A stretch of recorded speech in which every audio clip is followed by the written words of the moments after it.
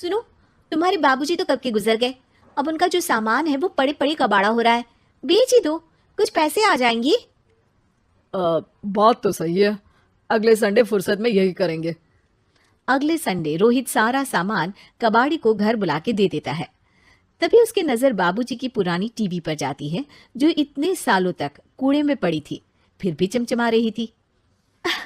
TV तो देखो, जैसे एकदम नई हो। हाँ, बाबूजी को टीवी देखना बहुत पसंद था। उनका सपना था कि वो टीवी पे आए। एक बार मौका भी था जब वो अपने गांव के गाने सुनाने किसी चैनल पर जाने वाले थे, पर मैं और मेरा भाई लड़ पड़े और बाबूजी को घर पर ही रुकना पड़ा। चला के देखे क्या? हाँ हाँ, क्यों नहीं, देख लेते हैं। पर शायद ही चले। बाबूजी ने उस लड़ाई के दिन के बाद टीवी देखना ही छोड़ दिया था। टीवी चालू करने के लिए उसमें केबल वायर लगा दिया जाता है। एक न्यूज चैनल चालू हो जाती है।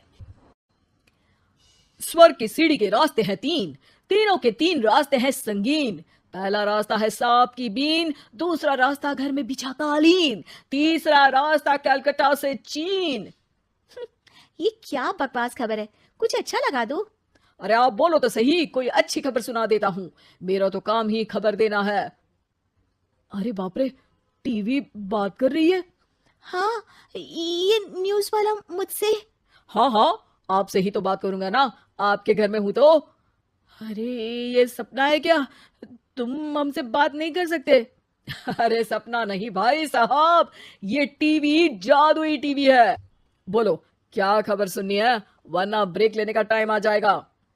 सुप्रिया घबरा के टीवी बंद कर देती है। वो क्या था? अरे एक बार और चालू करके देखे, फिर से बात करेगा तो चैनल बदल देंगे। सुप्रिया फिर टीवी चालू कर देती है। अरे ऐसा कोई मुंह पे टीवी बंद करके जाता है क्या? मुझे बुरा लगा आपका नेचर।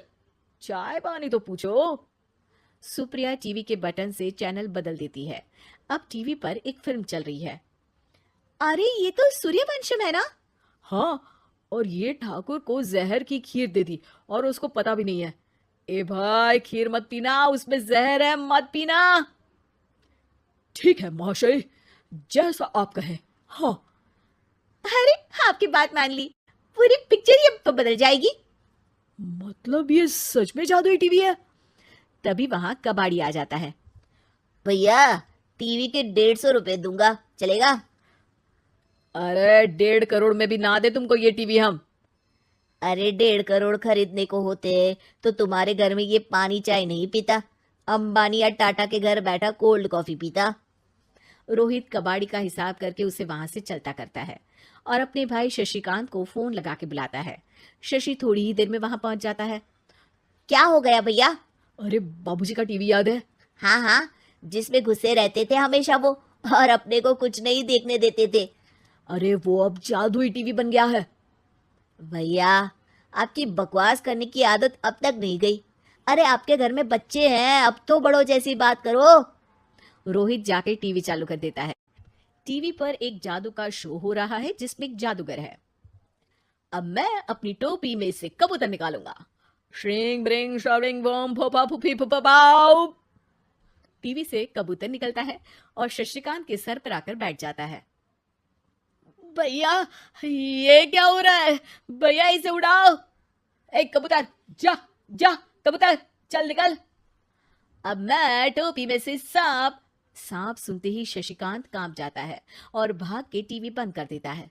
भैया, सॉरी भैया, मैं समझ गया ये सच में जादुई टीवी है, पर एक बार और ट्राई करते हैं। पर भाभी, कोई दूसरा चैनल लगाओ हाँ, जिसमें डर ना लगे। सुप्रिया टीवी चला देती है और न्यूज लगा देती है। अरे कितने दिनों बाद मुझे याद आया, बताइए क्या खबर सुनाओ। और ये नया आदमी कौन है? ये मेरा भाई है शशिकांत। ओह यस, वही है ना जिससे तुम लड़ लिए थे किसी बात पे, और तुम्हारे बुढ़ाओ पिताजी गुस्सा हो गए थे और टीवी को संन्यास दे दिया था। हैं? तुमको कैसे पता ये सब? इस टीवी में रहने वाले आदमी से लेकर कबूतर तक को तुम्हारे बाबूजी और तुम्हारी बातें पता है, इसलिए तो ये जादुई टीवी है। ये टीवी क्या कर सकती है वैसे? तुम जो मांगो दे सकती है। कहानी बदल सकते हो, खबर बदल सकते हो, कोई चीज मांग सकते हो। अरे भैया, ये टीवी मैं लेके जा रहा हूँ, बाबूजी का लाडला तो मैं ही था ना। अरे ऐसे कैसे? मैं बड़ा बेटा था, अब तक मेरे घर में टीवी थी ना। अब तक कहाँ गए थे पिताजी के लाडले? तुम्हारी गलती का एहसास भी है। अरे भैया ज्यादा ना बोलो वरना भूल गए आपके दांत तोड़ दिए थे मैंने उस लड़ाई में। मेरी बीवी के सामने मेरी बेइज्जती करता है। रुक दोनों भाई हाथापाई पे उतर जाते हैं। रुक, बताता हूं तुझे कि कौन बड़ा है। अरे छोटे का दम तो देख लीजिए आप। ये खबर आपके बाबूजी को देता हूँ। तभी टीवी अचानक बंद हो जाता है। अरे शायद टीवी नाराज हो गया। और लड़ लो। आए बड़े खली बनने। टीवी से एक तेज रोशनी निकलती है और टीवी में बाबूजी दिखाई देते हैं। बाबूजी आप। इतना चकरा क्यों रहा है? अपने बाप को नहीं पहचानता क्या? ये तो ऐसा ही है बाबूजी। प्रणाम बाबूजी। अरे चुप कर, तुम दोनों ही उल्टे हो। तुम्हारी वजह से मैंने टीवी में आने के सपने को छोड़ दिया, तुम्हारी लड़ाई की वजह से। और तो और, जितना मैं अपनी बीवी को नहीं देखता था उतना टीवी को देखता था, वो भी छोड़ दिया तुम दोनों की लड़ाई की वजह से। और अब मरने के बाद जब मैंने टीवी को जादुई टीवी बना दिया तो भी तुम इसका फल लेने की जगह लड़ रहे हो। अरे तुम तो लायक ही नहीं हो। अब तुमको बाबा जी का ठुल्लू भी नहीं मिलेगा। बाबूजी चले जाते हैं। टीवी बंद हो जाता है। रोहित और शशिकांत गिड़गिड़ा के टीवी के सामने हाथ जोड़ के बाबूजी को बुलाते हैं, पर टीवी सिर्फ धुआं निकलता है।